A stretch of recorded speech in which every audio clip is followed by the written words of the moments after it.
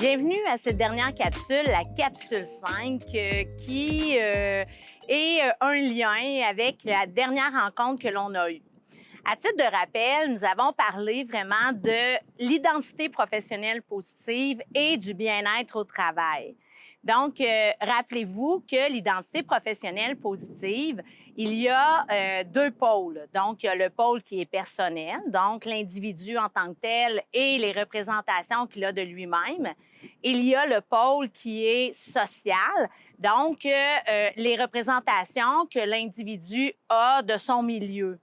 Et à travers ça, bien, si on veut se développer au niveau professionnel, souvent, on est aux prises avec des remises en question.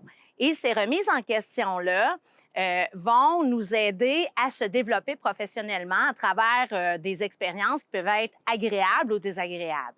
Mais ceci étant dit, quand la remise en question arrive, pour développer notre identité professionnelle positive, c'est important de prendre en compte nos forces, nos talents et aussi bien savoir ce qui nous rend bien dans la vie.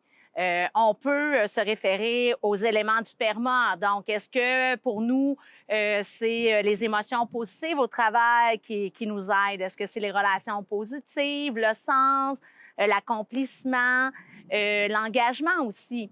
Donc, c'est important de bien se connaître pour réussir à ressentir du bien-être au travail. La capsule 5 va être un petit peu différente des autres, c'est-à-dire qu'elle va, d'une certaine façon, terminer ce que je n'avais pas réussi à terminer pendant notre rencontre. Et nous avions des questions et ces questions-là nous amenaient vers des stratégies pour développer notre identité professionnelle positive. Je vais vous présenter la deuxième question que j'avais préparée pour vous. La deuxième question, c'était à savoir comment on peut réussir à continuer, malgré les difficultés, à être passionné, à être engagé dans ce que l'on fait, surtout quand on vit dans nos vies personnelles des choses qui sont vraiment difficiles. Est-ce que l'on doit vraiment jouer un rôle, ne pas montrer nos émotions et feinter des émotions positives, ou est-ce que c'est mieux d'être authentique? Il y a deux choses dans cette question-là. Premièrement, on parle de passion.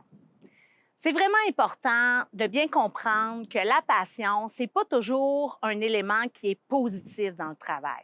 Bien entendu, on va beaucoup valoriser la passion au travail, hein? Puis on a toujours la représentation que les meilleures personnes, les meilleurs enseignants, c'est des personnes passionnées. Ça peut être des personnes passionnées, mais ça peut être des personnes qui n'ont pas la passion de l'enseignement, mais qui vont accomplir de belles tâches quand même. Je veux me référer ici au modèle dualiste de la passion de Robert Vallerand, un professeur de l'UQAM qui a travaillé pendant des années là-dessus. Il en est venu à dire qu'il y a deux types de passion. D'un côté, on a la passion qui est harmonieuse et de l'autre côté, on a la passion qui est obsessive. La passion harmonieuse, c'est vraiment une passion qui se vit en respect de toutes les autres sphères de notre vie. Donc, c'est une passion qui est motivante, qui est intrinsèque. Par exemple, si on est passionné de notre travail, bien, on va travailler, on va être passionné de ce que l'on fait. Mais on ne va pas négliger les autres sphères de notre vie. Donc, on n'emmènera pas à toutes les fins de semaine notre sac d'école. On va vraiment se reposer et ça va faire en sorte qu'on va être vraiment disposé à faire notre prestation de travail. D'un autre côté, la passion obsessive, c'est celle qui peut mener à la détresse psychologique parce qu'on se sent obligé de faire l'objet de notre passion. Donc, c'est un petit peu trop, hein? C'est obsessif. Et souvent, les enseignants qui vont avoir une passion obsessive, bien, veut pas, au fil du temps, vont s'épuiser parce qu'ils n'iront pas se ressourcer, ils vont toujours avoir l'école en tête. Et ça, c'est vraiment pas nécessairement le meilleur type de passion. Et malheureusement, on voit ce type de passion-là beaucoup chez les enseignants novices. Ils veulent faire leurs preuves en insertion professionnelle. On le voit aussi chez les stagiaires, hein? Ils veulent montrer là, qu'ils sont bons. Ils vont passer là, tout le temps du stage à ne faire que de la planification et préparer des projets. Donc, En fait, ce qui est important de comprendre dans tout ça, c'est qu'il faut vraiment avoir des activités pour se dégager de notre travail, pour revenir beaucoup plus disposé. Et ça, c'est pour le bénéfice de tous, hein, de vous, mais aussi des élèves.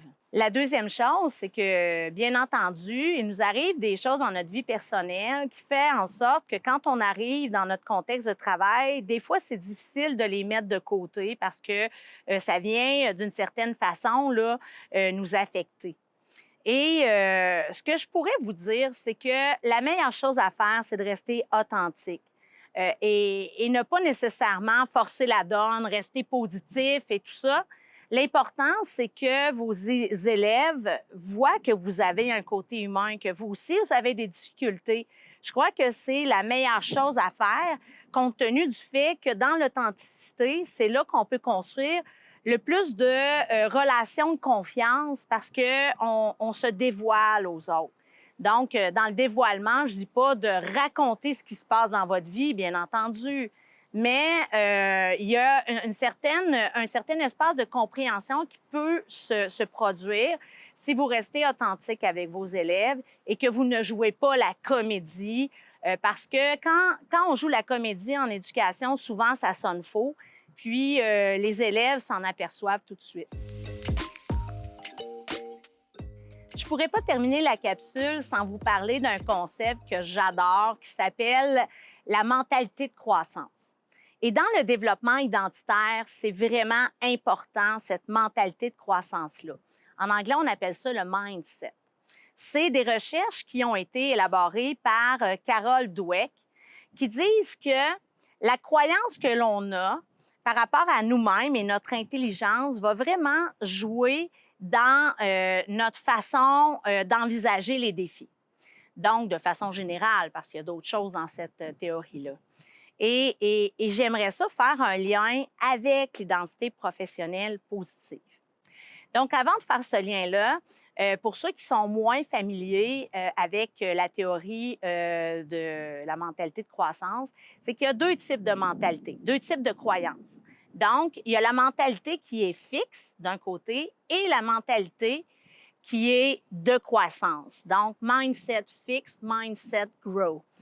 Et dans la mentalité fixe, souvent les individus, et là, pensez à vous et pensez à vos élèves, ils vont avoir la croyance qu'ils ont une intelligence limitée.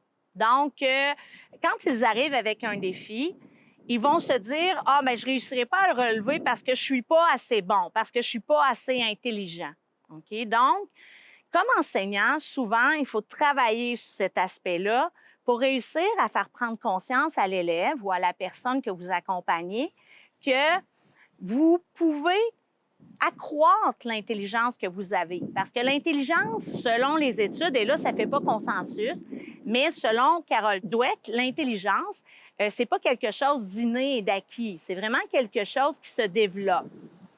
Quand on parle de mentalité de croissance, c'est que souvent les individus ont l'impression qu'ils peuvent apprendre et qu'à travers les erreurs qu'ils font, ils vont apprendre davantage.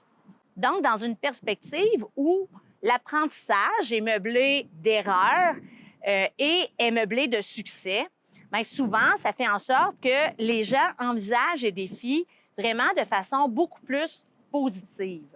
Donc, pour résumer, quand on pense à la mentalité de croissance, c'est que d'un côté, on a des gens qui pensent qu'ils ont des capacités limitées au niveau de leurs apprentissages et qui ont peur de l'échec aussi parce que ça va affecter leur image d'eux-mêmes. Et de l'autre côté, on a les personnes qui sont ouvertes à l'apprentissage, qui veulent grandir et qui n'ont pas peur de se tromper parce qu'ils savent que c'est un élément qui fait partie du processus. Donc maintenant, ce que je vais faire, c'est vous donner des stratégies pour vous, mais je sais que vous pensez aussi à vos élèves, donc je vais vous donner des stratégies pour les élèves par la suite. Développer un esprit de croissance pour soi, c'est de s'appuyer sur ses forces et ses talents. C'est de valoriser et se donner le droit à l'erreur. C'est d'apprendre des échecs et des critiques. C'est s'inspirer du succès d'autrui. C'est relever de nouveaux défis et c'est d'avoir un esprit ouvert au changement. Tout cela va amener de l'innovation, de la sociabilité, de la créativité, de l'engagement et, bien entendu, de la performance. Développer une mentalité de croissance comme enseignant, c'est ce qui va faire en sorte que vous allez être une personne inspirante pour vos élèves. Ce qui va faire en sorte que vous allez être capable d'affronter des défis beaucoup plus grands et qui va faire en sorte aussi que vous allez pouvoir les accompagner à développer eux-mêmes une mentalité de croissance, ce qui va favoriser aussi leur actualisation d'eux-mêmes. Pour réussir à développer une mentalité de croissance chez les élèves, c'est vraiment important d'avoir de bonnes rétroactions. Selon le CETREC, il faut miser sur l'effort investi par les apprenants et les progrès. Il faut encourager le droit à l'erreur et le plaisir de relever des défis, de miser sur les forces et les talents de chacun, d'être un exemple et parler de personnes qui ont réussi et d'instaurer un espace sécuritaire où l'on peut critiquer constructivement. Donc, tous ces éléments vont favoriser la motivation à apprendre, le dépassement de soi, le développement d'une confiance en soi, ce qui va nous amener à la performance.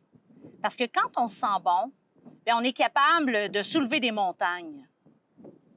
Donc, pour conclure, ce que je vous souhaite, c'est de développer une identité professionnelle positive. Vous êtes des personnes vraiment inspirantes au quotidien pour les élèves, pour vos collègues, pour les directions. Puis ça, doutez-en jamais. Puis je vous souhaite vraiment de continuer à éduquer les enfants du Québec pour qu'on puisse avoir des belles générations pour le futur.